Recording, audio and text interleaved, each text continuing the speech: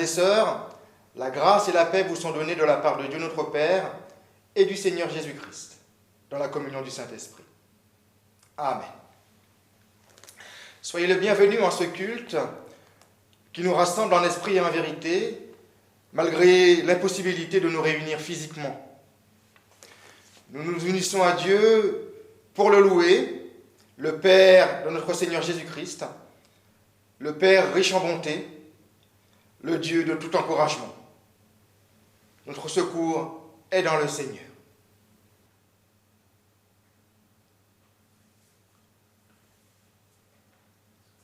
Louons le Seigneur en écoutant sa parole dans les psaumes 43, versets 1 à 5. Rends-moi justice, mon Dieu. Défends ma cause contre les individus sans pitié. Car c'est toi, Dieu, qui es mon protecteur. Pourquoi m'as-tu repoussé? Pourquoi dois-je vivre accablé? Pourquoi laisses-tu mes ennemis m'écraser? Fais-moi voir ta lumière et ta fidélité. Qu'elle me guide vers la montagne qui t'appartienne, qu'elle me conduise à ta demeure. Alors je m'approcherai de ton autel, de toi-même, Dieu, ma plus grande joie. À quoi bon me désoler? À quoi bon me plaindre de mon sort? Mieux vaut espérer en Dieu et le louer à nouveau. Il est mon sauveur, il est mon Dieu. Présentons-nous devant Dieu tel que nous sommes. Seigneur, tu fais de nous des pèlerins en ce monde. Là où le passé nous emprisonne, tu dessines pour nous un chemin d'avenir. Là où l'inquiétude nous menace, tu nous offres la confiance. Là où l'écoulement du temps nous oppresse, tu nous ouvres à l'éternité. Sois avec nous quand le découragement nous gagne et préservons-nous la foi. Père, pardonne notre manque de foi. Seigneur, écoute et prends pitié. Amen. Accueillons le pardon de Dieu. Frères et sœurs, Dieu vous pardonne. En Jésus-Christ, avec compassion, il tourne vers vous son regard et déclare à chacun: tu as du prix à mes yeux, tu as de la valeur et je t'aime. Celui qui met sa confiance en Dieu et trouve sa joie en Jésus-Christ est sauvé. Accueillez et vivez du pardon de Dieu. Amen. Frères et sœurs, invoquons l'Esprit de Dieu pour que les Écritures deviennent pour nous une parole qui nous fasse vivre. Prions. Seigneur, nous sommes dans l'impossibilité de nous réunir. Cependant, tu nous convoques pour écouter ta parole. Donne-nous par ton Esprit Saint de nous sentir proches les uns des autres et que ton Esprit éveille en nous la joie d'être tes enfants. Par Jésus-Christ, ton Fils bien-aimé, notre Seigneur et Sauveur. Amen.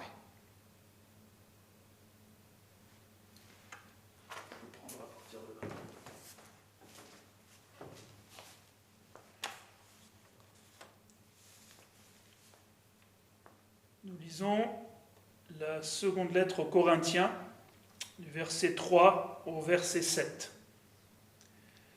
Béni soit le Dieu et Père de notre Seigneur Jésus-Christ, le Père de toute magnanimité et le Dieu de tout encouragement. Lui qui nous encourage dans toutes nos détresses, afin que, par l'encouragement que nous recevons nous-mêmes de Dieu, nous puissions encourager ceux qui sont dans toutes sortes de détresse. De même, en effet, que les souffrances du Christ abondent pour nous, de même aussi notre encouragement abonde par le Christ. Si nous sommes dans la détresse, c'est pour votre encouragement et pour votre salut. Si nous sommes encouragés, c'est pour votre encouragement, pour que vous ayez la force d'endurer les mêmes souffrances que nous. Et notre espérance à votre égard est ferme, car nous le savons, comme vous avez part aux souffrances, vous avez part aussi à l'encouragement.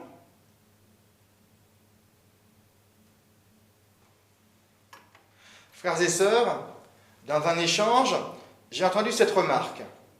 En ce moment, c'est d'encouragement dont nous avons besoin. Et c'est tellement vrai. Mais que veut dire encourager? Comment encourager vraiment? Est-ce dire des mots qui sonnent bien aux oreilles ou bien mettre en lien avec une source de paix qui encourage quoi qu'il arrive? Il est bon de partager ses souffrances avec d'autres, de bons copains qui vous remontent le moral, qui pleurent avec vous, qui ne vous laissent jamais seul devant ce qui vous fait souffrir. Dans nos relations, nous avons des copains, ou au moins un comme ça, pour aimer ce que nous aimons, haïr ce que nous haïssons, compatir à nos douleurs, ou tout simplement être une bonne oreille, comme on dit. Mais en ce qui concerne mes propres souffrances les plus profondes, vers qui me tourner pour être encouragé, pour me mettre debout quand tout semble sans espoir?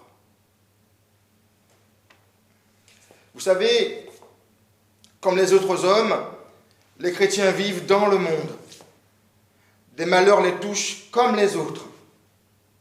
Souvent, ils souffrent pour leur foi, mais plus souvent encore, leur souffrance est liée à leur participation à la commune humanité. C'est justement parce que nous pouvons nous aussi être frappés que nous pouvons comprendre, consoler, encourager ceux qui sont frappés par le sort. Sinon, nous serions enfermés dans notre assurance de ne pas être touchés par le malheur. Comme le prophète Jonas, nous ne comprendrions pas que Dieu épargne ceux qui ne le connaissent pas, mais qui pourtant se confinent et jeûnent de toute activité devant le Seigneur pour échapper au malheur annoncé. Paul dit que Dieu permet que lui-même, l'apôtre, connaisse la souffrance pour qu'il encourage ceux qui souffrent. L'apôtre nous donne ici une grande leçon d'humilité face à Dieu et face aux autres hommes. À Paul qui voulait être sans faiblesse et sans souffrance, Dieu répondra selon les propres paroles de l'apôtre: « Ma grâce te suffit, ma puissance s'accomplit dans la faiblesse. » Vous trouverez cela dans ce même livre de Corinthiens, de 2 Corinthiens, chapitre 12, verset 9. Conscient de cela, Paul nous met en garde contre tout orgueil religieux face aux souffrances, aux épreuves, aux détresses qui peuvent toucher tous les hommes. Dans l'Église aussi, il y en a qui souffrent, qui sont touchés par la détresse. Ils ne sont pas oubliés de Dieu. Non. Leur souffrance nous prépare ou nous parle de notre propre souffrance. S'ils résistent et tiennent dans la détresse, nous aussi, nous pourrons résister et tenir dans la détresse. Par eux, Dieu nous encourage et nous donne la force de surmonter nos propres souffrances. Encourager, frères et sœurs, ce n'est pas nier la réalité, mais l'affronter ensemble. Encourager, ce n'est pas de la suggestion positive, de l'exaltation. Encourager, c'est s'enraciner dans l'encouragement que Dieu donne dans le Christ Jésus. Pour le faire comprendre à ses frères de Corinthe, Paul leur rappellera sa propre situation tragique. Il a vu la mort de près et en a réchappé par la grâce de Dieu. À travers cette détresse, il a fait l'expérience de l'encouragement de Dieu. Cet encouragement est le secours constant et agissant de Dieu au cœur des épreuves qui surgissent dans l'existence. Paul, par ses paroles, rappelle aux Corinthiens ce secours toujours présent de Dieu. Notre Dieu est le Dieu de tout encouragement. Paul exhorte ses frères à s'enraciner dans l'encouragement de Dieu qu'il donne dans le Christ Jésus. Pour l'apôtre, l'encouragement que Dieu donne se réalise par l'intermédiaire du Christ. Au cœur de notre souffrance, pour mieux nous en relever, il y a le Christ. Il y a le relèvement du Christ.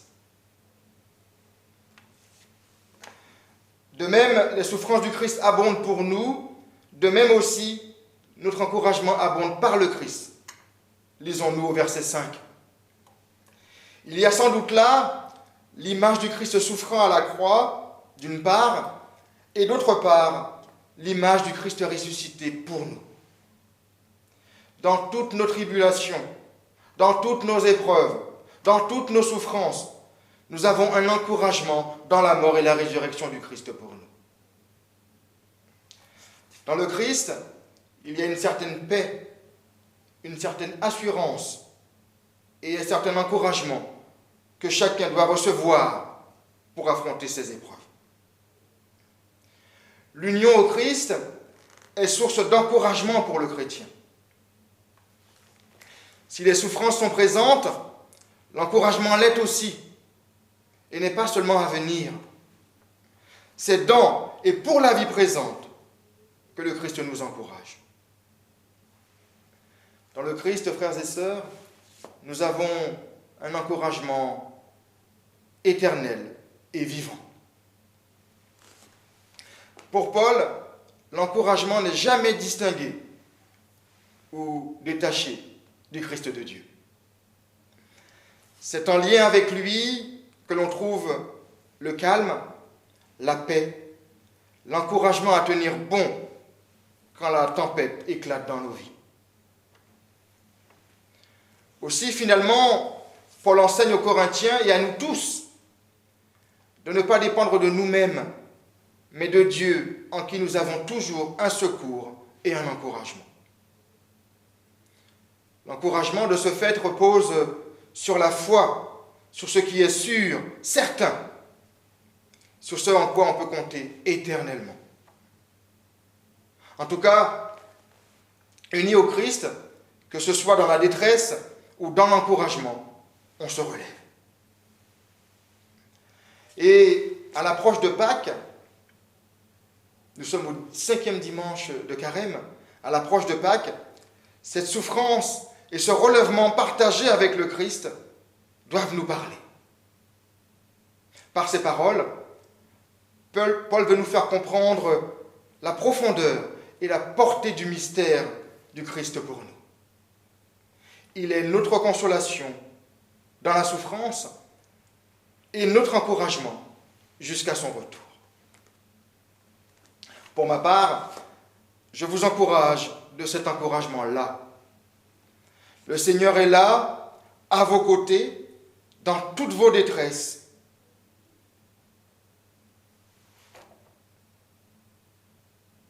Invoquez son nom. Appelez-le près de vous. Vous ne serez jamais seul, où que ce soit. Pour finir, je vous dirai, ayez de bons copains, des frères et sœurs par milliers. Mais sachez que là où ils ne pourront vous aider à porter vos souffrances, là est le Christ. Le Christ Jésus vous y attend. Il y a des fardeaux que personne d'autre que lui ne peut vous aider à porter.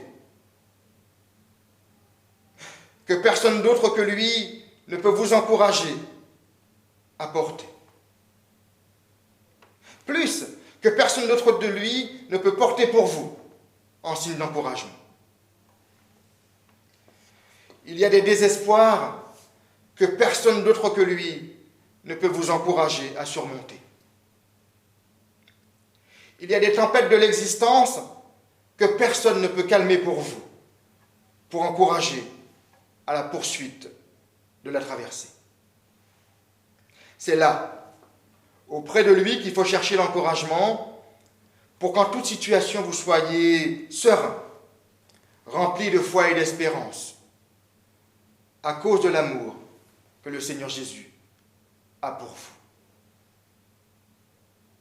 Amen. J'ai soif de ta présence, divin chef de ma foi, dans ma faiblesse immense, que ferais-je sans toi? Chaque jour, à chaque heure, oh j'ai besoin de toi. Viens Jésus et demeure auprès de moi. Chaque jour, à chaque heure, oh j'ai besoin de toi. Viens Jésus et demeure auprès de moi. Éclairés par l'écoute de la parole de Dieu, unissons-nous à tous les témoins de la foi pour confesser la foi de l'Église. Ensemble nous disons: je crois en Dieu le Père Tout-Puissant, Créateur du ciel et de la terre. Je crois en Jésus-Christ, son Fils unique, notre Seigneur, qui a été conçu du Saint-Esprit et qui est né de la Vierge Marie. Il a souffert sous Ponce Pilate, il a été crucifié, il est mort, il a été enseveli. Il est descendu aux enfers. Le troisième jour, il est ressuscité des morts. Il est monté au ciel. Il siège à la droite de Dieu, le Père Tout-Puissant. Il viendra de là pour juger les vivants et les morts. Je crois au Saint-Esprit, la Sainte Église universelle, la communion des saints, la rémission des péchés, la résurrection de la chair et la vie éternelle. Amen. Unissons-nous dans la prière les uns pour les autres. Dieu notre Père, nous te remercions pour tes nombreuses grâces et actes d'amour au quotidien. Seigneur, dans cette période de doute et d'incertitude, tu es notre phare dans la tempête. Nous nous tournons vers toi. Pour toutes les personnes dans la crainte et l'incompréhension, nous nous tournons vers toi. Pour toutes ces personnes qui travaillent tous les jours, qui prennent les décisions durant cette crise, qui tentent de nous sauver chaque jour grâce à ta force. Pour le personnel médical et tous ceux qui, au service des autres, sont atteints par le virus, nous nous tournons vers toi. Pour toutes les personnes seules et isolées durant ce confinement, nous nous tournons vers toi. Pour les personnes déchirées par la perte d'un être cher ou en train de se battre contre la maladie, nous nous tournons vers toi. Pour toutes les personnes oubliées, inconsidérées, se retrouvant désormais sans revenu, sans soutien, nous nous tournons vers toi. Pour tous ces pays qui vont et qui sont déjà en train de combattre ce fléau, nous nous tournons vers toi. Tu nous apprends tous les jours, à travers ta parole, à nous remettre à toi, notre guide. Montre-nous le chemin de lumière qui nous permettra de sortir plus fort de cette épreuve, plus fort en tant qu'homme, plus fort en tant que communauté, plus fort en tant que nation, mais surtout plus fort en tant qu'enfant de notre Seigneur et Sauveur. Frères et sœurs, ensemble, disons la prière que le Seigneur Jésus nous a enseignée. Notre Père qui es aux cieux, que ton nom soit sanctifié, que ton règne vienne, que ta volonté soit faite sur la terre comme au ciel. Donne-nous aujourd'hui notre pain de ce jour. Pardonne-nous nos offenses, comme nous pardonnons aussi à ceux qui nous ont offensés. Et ne nous laisse pas entrer en tentation, mais délivre-nous du mal. Car c'est à toi qu'appartiennent le règne, la puissance et la gloire pour les siècles des siècles. Amen. Prenons un petit temps d'annonce pour vous annoncer que nous avons un compte Facebook et une chaîne YouTube à la paroisse Saint-Étienne du Péreux. Pour toutes les nouvelles, nous vous invitons à aller donc sur Facebook et pour les vidéos que nous mettons en ligne, à aller sur YouTube. Soutenez-nous, encouragez-nous, nous avons besoin de vous. Merci. Frères et sœurs, recevez la bénédiction de la part de Dieu. Que le Dieu et Père de notre Seigneur Jésus-Christ, le Père riche en bonté, le Dieu de tout encouragement, vous bénisse et vous garde.